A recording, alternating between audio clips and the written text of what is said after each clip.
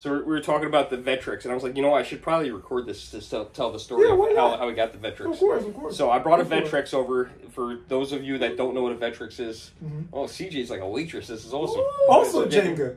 Look at this. Yay. Thank you. Cheers. So we're talking about the Vectrex, and here, now CJ, you gotta sit down. Okay. Go sit. So we're talking about the Vectrex. So first of all, CJ, have you ever heard or played a Vectrex before? No, I've only seen one. Never played one. Tim? Yes, many times. Okay, They're very fun. And you're telling me you have a Vectrex. So you have one and yours doesn't work? No, it doesn't work. Okay, so someone out there come help me fix my Vectrex, please. So my story of the Vectrex is how I got it. Was I actually have two, which is crazy. So the story of this Vectrex that we're gonna play, which I don't know which one's which now because now I have two and they're mixed up, is I was talking to this girl in about a half an hour away on Facebook. She posted it for sale, and they wanted $400. And she's like, I have the box, and I was like, oh, I don't, this is a couple of years ago. I was like, I don't know, I don't really care about the box, but like at the same time, the box was rough. But like, I don't want to throw it away. No. It still is the box, but the box is not displayable. It's just the worst looking box ever.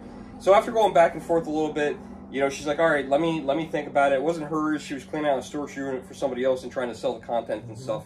And one day I go to Connecticut. It's like a couple days later, and I walk into a game store, and I can't remember the name of the game store. It's not Game Exchange. It's the other one. Okay. You know what I'm talking about? It's not Game Exchange. It's the other one, which I like the other one a little bit better. Right. And the kid, I still remember his name. It's Brandon. If you're watching, Brandon. Shout out to Brandon. Shout out. Guy's awesome. He's an awesome kid. I walk in. There's one sitting on the counter. I'm like, no way. I was like, and it's staring back at right, you. And he have it on. He's like, do you want to play it? I said, yeah. And then I started telling him that I was looking at one, and I get to play it. I'm like, this is so freaking cool. And I got to play it, and I fell in love with it. And I think on the way home, she messaged me back. She said, hey, listen, whatever I had offered her, they accepted the offer and said, hey, when can you pick it up? And I ended up picking up that one. Right. A couple months go by, and looking on Facebook, a Vectrex comes up in my history for sale. A second one. This one's all the way in Jersey. And you drove all the way. I drove all the way to Jersey. It was not close. It was like Morristown, I think. What was the price on it? Oh, God, I think I paid closer to $400 for that one. But that one had 20-something games with it. Okay. Oh, okay. So was it complete in box too? Or no box. You never find the box. It was really you never find the box. Right. It was really it was so weird because what happened was the woman's, I think it was her uncle, passed away. They lived in California. He lived in Jersey. They were doing a clean out for his house. They were selling everything. So I ended up with like 6 pounds of charcoal for my grill. That's funny. I forgot they were in the back of my truck. They got all wet. Right. And then I went to go grab a bag of charcoal and it all came out the bottom. I ended up with the Vectrex and I think like 22 games. Wow. Which was awesome. Any heavies? Yes. Okay. Now, I'm glad you guessed that. So the only one that I really remember, because I haven't played this in a while, was Pole Position. Okay. Yeah. Yeah. So, that's the best one. Hold on. That's the best one. I have no idea. I'm like, what do games go for? Have you played Pole Position before? Yes. No, not you. CJ, you played Pole Position before? Oh my God. This is all new to me. Yeah, this is awesome. This is a great game. It's a game that I played a lot in the arcade. Yeah, right? damn right. I'm still looking for the Pole Position sit-down machine. Oh my God. Yeah, that would be the best racer. I wanna get the arcade machine again. I had the arcade machine once before. I want to get it again. What'd you do with it? I sold Pole Position 2? I think it was a 2. I sold it to Fun Central when Fun Central was open. You can get it back. Oh, this is years ago, man. I had sold them that, a Mortal Kombat 4, a sit-down final lap twin. Okay. It was all, I was moving, I had to get rid of stuff, and, I didn't have a place to put it, and, this is over 20 years ago now, so, it's all You're regretting it now, I'm sure. Yeah, but even now the final lap twin, you probably never see that but, heavy as heck. Because they were connected. Right. Oh. So it was the two monitors were they're side by side. Right. So that instead of being a monitor and a seat, and usually when we have a racing game, like the monitor separates from the seat, this was the opposite. Usually you have try to explain this for you. You have one monitor, and the seat and the monitor and the seat separate, right? So you could have one, right? Yeah. And then you could set them up so they play together. So they play, right. This was 2 monitors side by side, which let me tell you, these arcade games are so heavy. Yeah. That thing must have weighed 1,700 pounds. Wow. You didn't carry it by yourself, No, did you? no. I think the guys, I had Yeah, like 2 other people. I had it in a laundromat, Right. and I think they helped me bring it in now. Jesus. But yeah, I sold them to Fun Central, and I just had to get rid of them. And I remember them. I think the final lap they left outside and just left them there. They were over by the bumper boats. Oh my for God. them to That decide. happens a lot too, especially over here in the East Coast. We're like, all right, we're tired of it. Just let's get it out of here. Yeah. Yeah. Yep. Yeah. And now you're gonna miss them because like all those awesome games that me and you grew up with, they're gone. They're you know, all CJ, you have. I think you're CJ's a couple years younger than us. We have like 10 years on you, so We sure do. we have a little bit more of arcade memories than I feel like you do. Yeah, I don't really have many arcade memories. I just remember playing Pac-Man. You've ever Is that even in the arcade? Yeah. Yeah, it's the an tabletop arcade. arcade. Yeah. And Yeah. supplanted by Mrs. Pac-Man, which Well, is you know, superior. That's all You know- I really played. Tim, you grew up around here? Yeah. Well, not around here. I grew up around Georgia. Oh, did you really? Yeah, I didn't know that. Yeah, I was born and raised in Georgia. Okay. Moved to Texas, moved to California, moved back Okay. here. He's a felon. Oh, I am I'm running all over the place. Now I'm here, but I'll be here for a minute. CJ, where'd you grow up? I grew up in Massachusetts. Okay. So like Cape Cod area, South Shore. Okay. And you know, it's weird, like how the world puts people together. Because I'm from It Florida originally. Right. You know, and What the hell like are you doing up here? my mom. It wasn't me. Yeah. So it's kind of strange though. It's kind of funny when you think about it because you know you start out in one place and you end up somewhere else. But Oh, like, yes. but the combination of all 3 of us, what are the chances that Right. you lived in Georgia, Texas, you lived in Massachusetts, I lived in Florida, and we all ended up right here? It does Exactly. happen. Yeah, no, It's That's how life so is sometimes. so weird. Yeah. It's So crazy. weird. That's how life is, bro. So what's your like for CJ? What was your memory? Like I know you didn't do arcades really as much. Do you have a memory of going to an arcade at all when you were younger?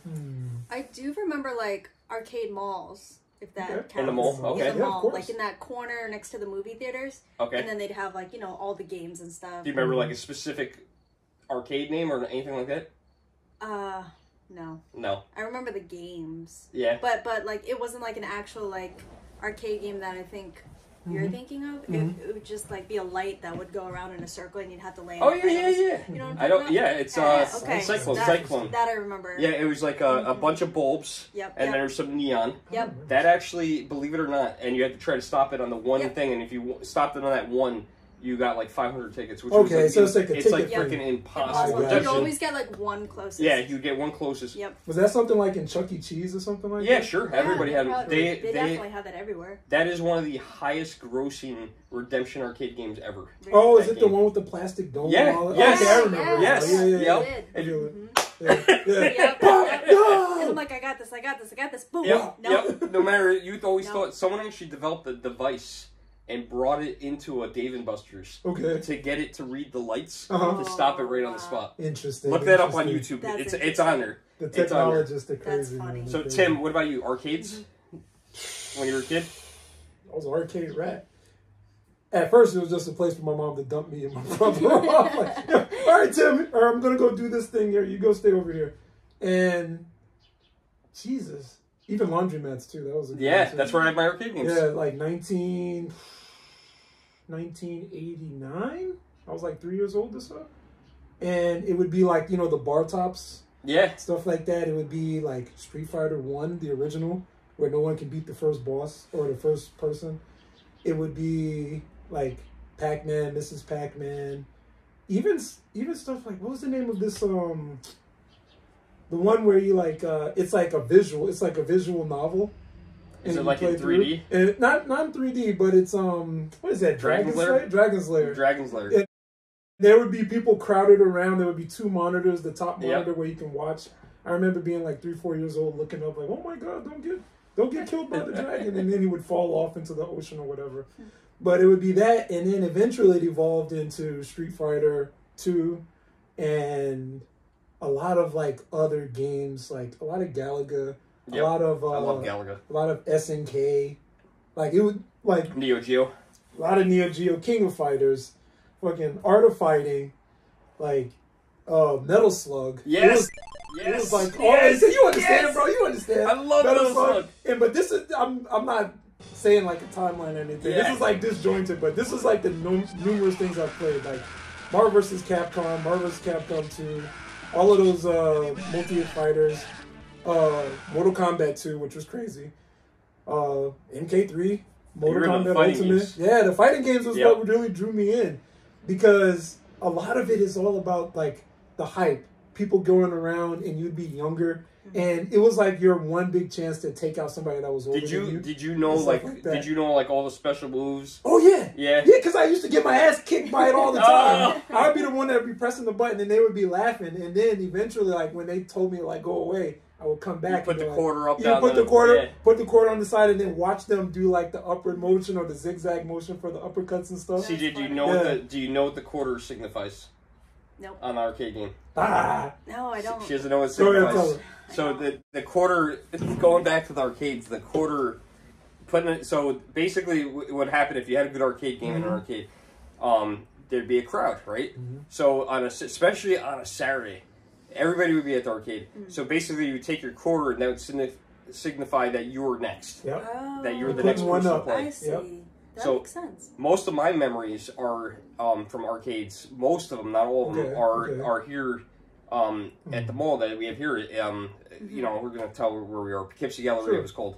And also the South Hills Mall. Right. So there's two arcades. There was one called Time Out. It's funny because that later ended up being so they moved a couple times. There was one, and then it turned into like a pet store was next door, and then it turned into something else, and then they moved it into the food court, where I think most arcades end up being in the food court for some reason. I don't know why. But I remember going in the one before they moved, man. I remember exactly where it was. Every time I go to the mall, I still think about it. It's where, you know, where H&M is. It's right in that area. Yeah. But just a small store, like the size of like a Payless or something. Right, like right, not even the size of like a shoebox. Yeah, it was a tiny, actually about a little bit bigger than the GameStop. Right. You know, if you think about the GameStop on South Road, about that size. Okay. And I remember going in there. I remember the skee ball in the back, the air hockey table in the middle with the nets around it. Had the nets around it so the puck wouldn't go flying. And favorite game in there, they had this Afterburner sit-down arcade. Okay, Afterburner. Now we're talking. God, I love that game. Oh my God. And dude, I remember though, because this is the 80s. You're talking the late 80s, early 90s, and you had basically three prices for games. There was 25 cents, 50 cents, and 75. I don't really remember games that were $1. They were $1. I mean, it was a toggle in the behind the counter where you would put it into like a special mode, and you can set however many. Yeah, if you need the keys. To the if you need the keys to the machine, right. So there was $1 in that one, and some of them the key will go even higher. But I would never play the 75-cent ones because it's 3/4. Yeah, you know, your mom gave you $2. Right. You know, you were playing quarter games. You might play 150-cent game, and that was it. But I was more like I stayed, you know, where Tim was on the fighting games. I stayed away from the fighting games. I was more into the flying games or racing games. So like Ridge Racer. Okay, Ridge Racer. Radmobile.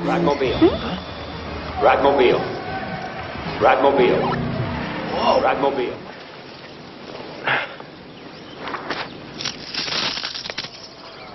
For Radmobile.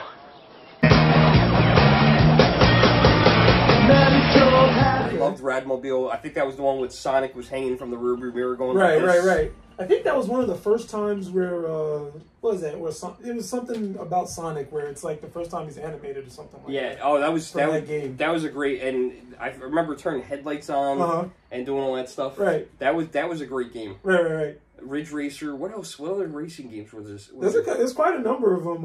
It was before. Like I don't remember having Final Lap in the arcade. I remember playing Pole Position there. Pole Position too. I remember playing Pole Position there. And then I remember a really weird one, which if anyone knows what this game is, I'll give the best description that I can. Okay. It was not. It was not Beachhead 2000, but it was weird. It was a helicopter game. It was not Thunderblade, so don't say Thunderblade. Okay. And it's Thunderblade. Yeah, it wasn't Thunderblade. Okay. Although I love Thunderblade. Thderblade is the shit. Thunderblade was awesome. I have Thunderblade at my house. What? Yeah. How many things you got there? We gotta take a look at I got a few. Okay. So it was a game, and it was cool because, you know, remember, this is the age before flat screens. So you had a full-size monitor. Right. And the monitor moved. You weren't wearing anything. The monitor moved with the thing. So anywhere where you looked, the monitor it would turn and rotate with you know, not crazy, but it turned. and you could, I don't know, I don't remember the game. Was it like a 19-inch monitor or something like that? Or a little bit bigger? I don't remember. Okay. I just remember it being a helicopter game, and I remember you being able to turn it slightly. Okay. And it was so cool. Huh. Another one I remember, Cyber Sled. Cyber Sled. I've heard of Cyber Sled. Never played it, though. I almost bought one of those, but that kid, he was far away, and he was kind of ghosting me, messaging, and I was like, yeah, I don't feel comfortable with this. So I decided not to go with it. So let me see. You have like a bunch of arcade games. Oh yeah. How many is a bunch? Oh god, it's probably close to or pushing 40. 40. Yeah, 40 so I'll name all standees or what? No, or so no sit downs because that would be a disaster. So logistical nightmare. It started off. So I had probably about 10 arcade games back in the early 2000s. Okay. And I had them placed different places like laundromats and stuff. Right. Pizzerias, things like that. Oh, so you were collecting money on it. Oh yeah. Oh, good for you. Oh yeah. And I would just buy another game because back then, Namco arcades. Right. You'd go on Namco's website and it would tell you a list of all their stores and online, and then it would tell you what games are for sale. Oh, and then you could just go there and say, "Hey," and they were like $600, right? $400. I had a friend that did something very similar to you, where they would just like go all over the place. It was like during the late '90s, early aughts, and they would go and they would buy them for like 200, 300, 300, and then strategically put them around places and just collect maybe like 500 or 600. Yeah, I don't remember what I collected. I remember I had one that was called Sky Shark. Sky Shark is good. And man, that thing I put in the laundromat in my hometown, and that thing I had, it was a game that usually when you open the cleaning door up, it usually has a box and the money collects the money. I didn't have anything, so I put a Rubbermaid container in there. Jesus Christ. And I remember putting the Rubbermaid container, and it was only like that deep. Right. And I came back like a week later, and it was overflowing. Like I opened up the thing, and coins just fell out. Like I was like I was playing a slot machine. It just opened up, and games just fell out. Oh my god! Games I own today, I have. So, a lot of games that I have now, I bought off memories. So, CJ's coming back. Yep. All right, come on back. Sorry about that. Welcome back. That was a work call. That's so good. I have a Play Choice 10 countertop, which is a nice Play Choice 10. Yep, that's probably one of my most recent pickups. Okay. And I bought that off of memory. There used to be a restaurant called Galveston's, then it turned into Fresno's in our mall. And when I was a kid, they had one on the bar. And it's basically you can play Mario Brothers 1, 2, 3 on it. Bunch of other games. It's slightly different. They make you lose, and on purpose. It doesn't go off lives; it goes off time. Yes, it sure does. That is probably one of my favorite games. I have a Nintendo Super System. Nintendo Super System. You have you heard that? Yeah, of course. Yeah, so the Nintendo Super System's real cool. I got that during COVID. Super Nintendo, basically, or Super Nintendo. Kinda, yeah. Kinda. Yeah. Okay. So that I got during COVID. I actually went during where? Yeah, New Hampshire. No. Yep. How much? I think I paid like $15 to $1,800. It's beautiful. God, that's a steal. And I remember going up to pick up the Super System. Wow. And I asked the guy if I can record. I have a YouTube channel. He's like, oh yeah. And then when I get up there the next day, he's like, yeah. He's like, I was talking to my wife, and technically we're not supposed to be open. He's like, so if you could not record, I'm like, yeah, all right, So I didn't end up recording anything, but that was definitely a heck of a pickup. Cool. I got a couple of Nintendo Versus machines. Nice. Which ones? I think it's Duck Hunt that's in storage. Okay, Versus Duck Hunt. Okay. And I have a Mario one. Mario one. Yep, okay. the original Mario Brothers. And then non-Nintendo related, that's all my Nintendo stuff that I can think of. Okay. Non-Nintendo related, I have Stand Up Afterburner 2. Nice. Wow. I have Thunderblade. Cabrio cabinet. So the Cabrios are slightly shorter. And every one of these games, let me tell you, picking up was a nightmare. I remember picking up the Thunderblade, and it was like spring, and this guy was moving, and it was just me and him. And he's like, oh yeah, I got something we can carry this thing with. And he had like a low luggage cart meant for like carry-on luggage. And we broke that thing. And then this thing sunk into the ground in his backyard. It was a disaster. I don't know how we got that to my truck. The most recent pickup was Cruisin' Exotica. Okay. So I have a Cruisin' Exotica stand-up. That one's a really good one. That one is when I learned I can't do this by myself. No, you need at least 2 other people. Oh yeah, I was flat on my back on that one. Right. Yeah, I almost got seriously injured with that one. That one is a heavy game. Yeah, take it easy. Yeah, Yeah, you know what? I always one of those people that you could do anything. No, you can't. No. You're not a superhero with something that big. And then I got pinball machines. I got the most expensive one that I have, or the only one that I ever bought new was Wonka. Okay. So I have a Wonka one. I have Roller Coaster Tycoon. I have Terminator 3. I have Monopoly. I have South Park. I have Williams Slugfest, which is a really cool one from my nostalgia from a kid. Okay. You actually play, and when you get home runs, it spits out baseball cards. What? Yeah, you get a prize. So wait, do all these cabinets like work? Every one of them works except for right now Terminator 3, and I don't fix them. Okay, so you don't fix them. No. Do you fix your arcade units? I don't fix any of this stuff. So I can fix some. Some things I can repair. Nice, you got a repair guy. Yeah. Yep. Just don't mess with the CRTs, man. I'm not trying to get zapped. Yep. Yeah, no. So yeah, we got that memory, but most of these, it's memories of when I played. Okay. Just like my, just like CJ. So like hanging out with CJ, a few weeks ago, I learned a lot about her, and the Pokemon stuff is a lot of stuff from her childhood, which is exactly what I do. Or your Game Boys. Yeah, the Game Boys and Pokemon are big for me. Right. Yeah. So your Game Boy, where did you as a child? Where did you start out? Like with the games. Yeah. Or... Like which Game Boy? What was your first Game Boy? So I had the Game Boy Color, which was the Pokemon one, exclusive, the gold and silver version. And my mom had gifted that to me for Christmas, and that meant a lot to me because now she's passed away. But that's kind of my holy grail item to get. I would love to get the box complete. That's going for like, I don't know, close to $1,000 now, I think. Right, it's very high. If I can find it for a good deal, I saw someone on Facebook Marketplace. They got one for $475, absolutely mint, complete in box, and I'm like, it will happen. It will happen. Right. So it's worth the wait. Like I'm not in a rush to get it. Yeah. How low of a price though are you looking for? Tim's got one. No, I wish I did. He's got one in his as he pulls it out of his back pocket. He's like, by the way, he's like, I'm all I have it right here for I you. sit on it. How much did you want to pay? Oh my god, I don't even know how much I could pay. I don't want to go above $400, and I think that's just a wish and a dream. But that's for the box and that's for the box. Just the box itself. What's the? Wow. I mean, if I could find it complete, that would be absolutely incredible. That would be absolutely incredible. But I got the Pokemon, the yellow version, Game Boy Color off of eBay a few years ago for $285, complete in box. It's crazy how everything went up. It is. It is. Like anything that's boxed, Nintendo has gotten incredibly expensive. Anything from like the 80s, 90s. Yep. So even the 2000s, the SPs that they had at the Pokemon, it was called the Pokemon Center, and now it's like Nintendo New York. New York, right? They had Suicune, I think it was Celebi, like the green one, and they had like a bunch of like Latios and Latias Pokemon, and like these things are going for thousands too. Yeah. Complete in box. It's insane. What about Tim? Tim, what's nostalgic to you? Nostalgic to me? I don't know. That's a crazy question because I don't really believe too much in nostalgia because I continuously live it every single day. Okay. But I do have a bunch of things from my childhood that I still hold on to. Okay. For a Game Boy, I have my old DMG Game Boy, the original. That's I think the only thing that I've replaced is the screen because it was the plastic one. Piece, So I replaced it with a glass screen. I have my Sega Genesis, my Model 2, or my Model 1. I had the Model 1 as well. I have my Model 1. So which one do you have? I have the because Model 1. They have so many different types of the Model 1 though. Yeah, I have the Model 1 with the red on it. With the red on it? Okay. And it has like the writing at the top. With the volume control. Right, the stereo sound. Yes, sir. Yes, sir. So I still have that. Let's see, what else is there? Nostalgia.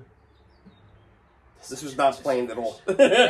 We didn't plan this at all, so this video is going to be so long. Bro, oh my god. Yeah, I think for now I'll just go with that because you would have to talk to me because I have so many different things that is nostalgic in sense, but not really because I still play it. Like I was just playing my Genesis like a week ago. You know what I mean? Oh wow! Yeah, that's cool. Yeah, just all day. See, that's something I haven't. I have not hooked up as my Sega Genesis. Why don't you have it hooked up? There's so much. I just got, what my most recent pickup for consoles is a 3DO. Is it 3DO? Yeah, so like I got the Gold Star 3DO, which I was looking for Gold forever. Star, interesting. Yeah, so I was looking for it forever. I wanted specifically that one. I like the look of it. Okay. And I'm trying to hunt down games, and then I had a Super Nintendo Junior hooked up in that spot. So I took that out and put that in. And I don't know. I don't know what's stopping me because I was always all about Sonic, man. Right. Sonic, and Knuckles. Sonic all day. Do you have a nostalgic like handheld at all, or you So- weren't big in the handhelds, more the systems? My nostalgic handheld was I feel like I had the OG Game Boy, but like I'm not sure if I'm making that memory up or not. Like I feel like I had it, but like at the same time, I'm like, did I have it? Because I don't remember getting rid of it either. So one that I remembered having, and I remember playing it. I had the Game Gear. Yeah. Okay. I did have the Game Gear. I remember because I remember going to I was probably 15, 16 years old. I remember working at a fair in Connecticut, and I remember driving there, and the lady that was driving us, she was a school bus driver, and she was driving this guy's big RV, that big, big RV motorhome, right? So I remember sitting in there playing Sonic on it. Interesting. And I remember that. So I was probably like 15 years old. So I know I had a Game Gear, but I don't remember buying it. I don't remember picking it up. I don't remember where I got it. And I don't remember what I did with it. Yeah. It just came from the ether, and now it's yours. And every Game Gear that I ever get, and Tim could probably help with this because you know exactly what I'm going to say. Sure. They all need to be recapped. God, and I bought the cap kit one time, and I remember sitting on surface my desk. mount caps. Yep. I remember I know I could do this.